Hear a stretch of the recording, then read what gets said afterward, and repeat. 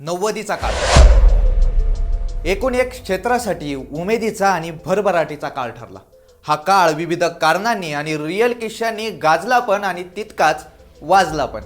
या गाजावाजात एक रिअल किस्सा असा घडला की आज 30-31 वर्ष उलटली तरीही तो तितकाच ताजा वाटतो। एकीकडे भारत जागतिकीकरणात पाऊल टाकत होता। माजी पंतप्रधान मनमोहन सिंग त्यावेळी अर्थमंत्री म्हणून देशाच्या अर्थव्यवस्थेला बळकटी आणत होते आणि दुसरीकडे त्याच भारतीय अर्थव्यवस्थेला हादरा देण्याचं काम मुंबई दलाल स्ट्रीटवरचा एक दलाल सराईतपणे करत होता। तो दलाल म्हणजे दुसरा तिसरा कोणी नाही तर इश्क है तो रिस्क है म्हणणारा शेअर मार्केटचा बेताज बादशाह हर्षद शांतीलाल मेहता।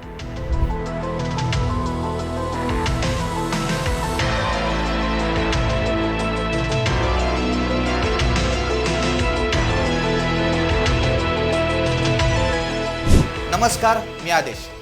1992 मध्ये झालेल्या शेअर मार्केटच्या घोटाळ्याचा आणि तो करणाऱ्या घोटाळ्याबाज हर्षद मेहताचा रिअल किस्सा आज आपण जाणून घेऊया।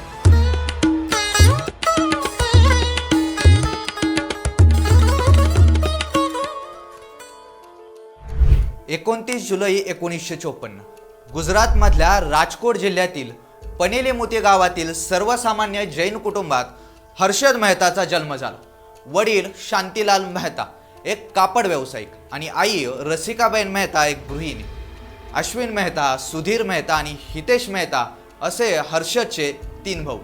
हे मेहता कुटुंब नंतर कामानिमित्त छत्तीसगडमधल्या रायपूरला शिफ्ट झालं। तिथल्याच बॅरॉन बाजारच्या हॉलीक्रॉस शाळेत हर्षद मेहताने आपलं 12वी पर्यंतचं शिक्षण पूर्ण केलं। त्यानंतर थेट मुंबईच्या लाला लजपतराय कॉलेजमधून कॉमर्सची पदवी घेतली। पदवीनंतर पुढे काय हा प्रश्न जसा तुम्हाला आम्हाला पडतो ना तसाच त्यालाही पडला आणि त्यानंतर त्यानं न्यू इंडिया इन्शुरन्स कंपनीमध्ये सेल्समॅन म्हणून 2 वर्ष नोकरी केली। पण गुजराती लोक धंदा करतात, नोकऱ्या नाही। त्याच काळात हर्षद मेहताला त्याच्या एका मित्राकडून शेअर मार्केटविषयी समजलं।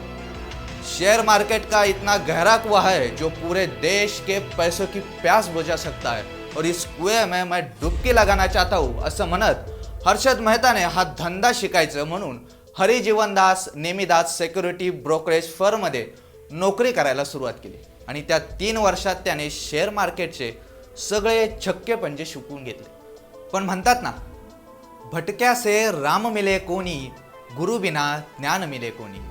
प्रसन्न प्राणजीवनदास हर्षद मेहताचा शेअर मार्केटमधला गुरु, जो एक ब्रोकर होता ज्यानं हर्षद मेहताला शेअर मार्केट के अंडे से लेके फंडे तक सगळ्या गोष्टी शिकवल्या।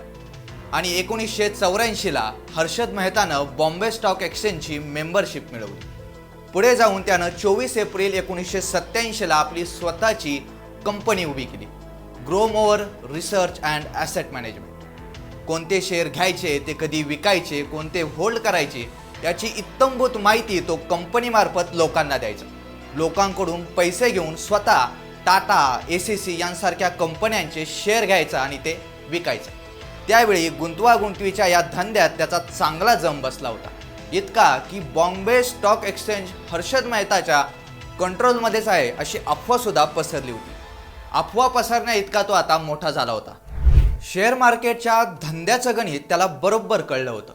शेअर मार्केटच्या खेळपट्टीवर हर्षद मेहता आता पूर्ण सेट बॅट्समन झाला होता। शेअर मार्केटमधले bouncer, googly, short ball, yorker तो अगदी व्यवस्थित खेळत होता। एसीसी सिमेंटचा 200 रुपयाचा शेअर 9000वर नेऊन ठेवण्याची खेळी हर्षद मेहताने त्यावेळी केली होती। महात्मा गांधी म्हणायचे, the world has a enough for everyone's need but not everyone's greed. पण हर्षद मेहताला अजून पैसा कमवायचा होता।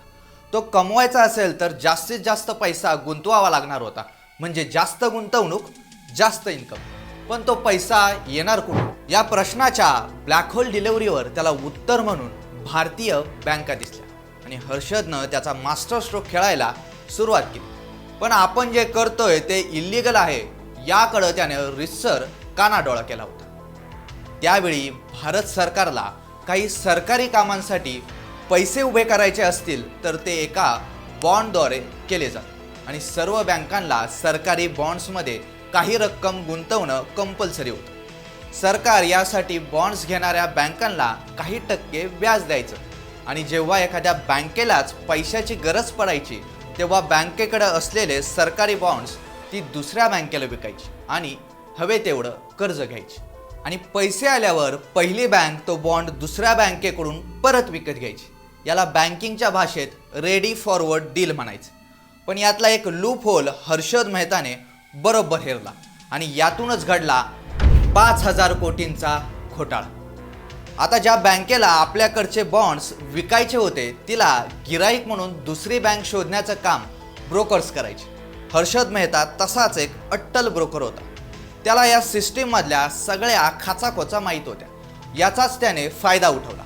त्याने काय केलं तर जेव्हा बँकेला बॉन्ड्स विकायचे असायचे तेव्हा हर्षद मेहता तोऱ्यात म्हणायचा, मी तुम्हाला बॉन्ड घेणारी बँक शोधून देतो, તમે टेन्शन ना लो, હું અહીંયા છું.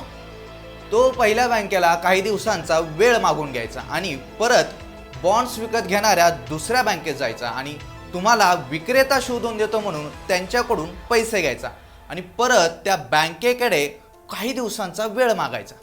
हर्षदची इतकी ओळख होती की बँक थेट त्याच्या नावाने चेक द्यायचे, जे की RBIच्या नियमानुसार गैर होतं. थोडक्यात काय, हर्षदनं बँकच्या विश्वासावरच स्कॅमची घोटाळ्याची पायाभरणी केली होती. हर्षद दोन्ही बँकांकडून मागून घेतलेला वेळेत बँकेचाच पैसा शेअर मार्केटमध्ये लावायचा आणि त्याने पैसे लावलेल्या शेअर्सची मागणी वाढायची. परिणामी शेअर्सची किंमत पार आभाळाला शिवायची. काही दिवसांनी जेव्हा पहिल्या बँकेने पैसे मागितले की तो तिसऱ्याच बँकेकडून परत वेळ मागून घ्यायचा, पैसे घ्यायचा आणि पहिल्या बँकेला परत करायचा. थोडक्यात काय तर तो आपापाचा माल गपापाला द्यायचा. अशी ही पैशांची फिरवाफिरवी हर्षदनं चालू केली होती. पुढं जाऊन तर त्याने हद्दच केली. जेव्हा एखादी बँक बॉन्ड घ्यायची तेव्हा पहिली बँक दुसऱ्या बँकेला बॉन्ड देत नव्हती तर एक रिसीट पोचपावती द्यायची. ती रिसीट बॉन्ड विकत घेतल्याचा आणि पैसे दिल्याचा पुरावा असायची. मग काय, हर्षदला तर आयतं कोलीत मिळालं होतं. हर्षद मेहतानं लगेच अशा बनावट पोचपावत्या छापल्या. आता तुम्हीच सांगा, अब्दुल करीम तेलगी जर बनावट स्टॅम्प पेपर छापत असेल तर हर्षद मेहतासाठी पावत्या छापणं काय अवघड होतं का? तेलगीच्या बनावट स्टॅम्प पेपर घोटाळ्याच्या रिअल किस्स्याची लिंक मी खाली डिस्क्रिप्शनमध्ये दिली.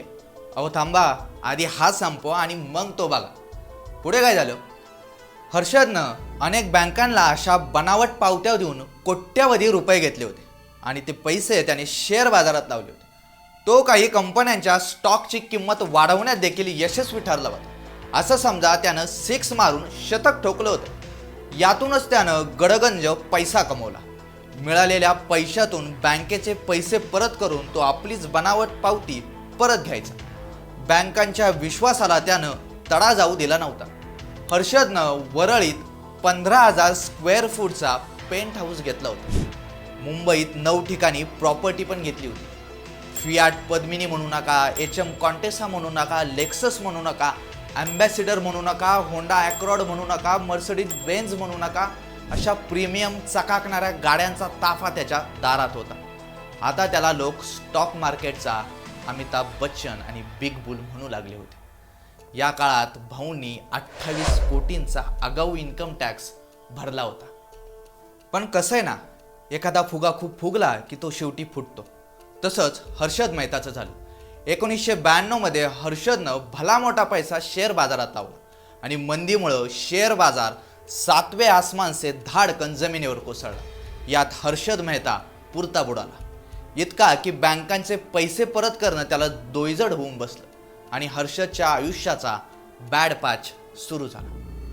टाइम्स ऑफ इंडियाच्या पत्रकार सुचेता दलाल यांना हर्षदच्या या फिरवाफिरवीचा पत्ता लागला आणि त्यांनी आपला सहकारी पत्रकार देबशिष बसू यांच्यासोबत या घोटाळ्याचा शोध घेतला. पाप्याचं पिताळ उघडं पडलं आणि शेवटी 23 एप्रिल 1992ला हर्षद मेहताचा हा कोट्यावधींचा घोटाळा जगासमोर आला. त्यानंतर बँका खडाडून जाग्या झाल्या. हर्षदनं खोट्या पावत्या दिल्याचं त्यांना कळालं, पण आता फार उशीर झाला होता. देशाच्या एकूण बँकिंग व्यवस्थेला जवळजवळ 5,000 कोटींचा चंदन लागला होता. दुसरीकडे हा घोटाळा उघडकीस आला आणि परत शेअर बाजार पत्त्यांचा बंगला कोसळावा तसा कोसळला, ज्यात अनेक सर्वसामान्य लोकांची स्वप्न धुळीस मिळाली. सगळं डबघाईला आलं. 9 नोव्हेंबर 1992ला CBIनं हर्षद मेहताला अटक केली. त्याच्यावर एकूण 600 सिव्हिल तर 70 क्रिमिनल केसेस टाकण्यात आले. पुढं पुराव्याअभावी त्याला जामीनही मिळाला. पण 2001 रोजी पुन्हा त्याला अटक झाली आणि 31 डिसेंबर 2001 रोजी हृदयविकाराच्या झटक्यानं हर्षद मेहतानं पैशात अडकलेला आपला जीव सोडला. या घोटाळ्यामुळं देशाचं न भरून निघणारं नुकसान झालं. तत्कालीन सरकारनं यातून चांगला धडा शिकत सेबीची स्थापना केली. 2006 साली सुचेता दलाल यांना पत्रकारितेसाठी पद्मश्री दिलं. सुचेता दलाल आणि देबशिस बसू यांचं the scam, who on, who lost, who got away नावाचं पुस्तकही बाजारात आलं. मुंबई दलाल स्ट्रीटचा चेहरा मोहरा बदलला. तत्कालीन पंतप्रधान नरसिंह राव यांच्यावर देखील हर्षद मेहताकडून 1 कोटी रुपये घेतल्याचे आरोप झाले.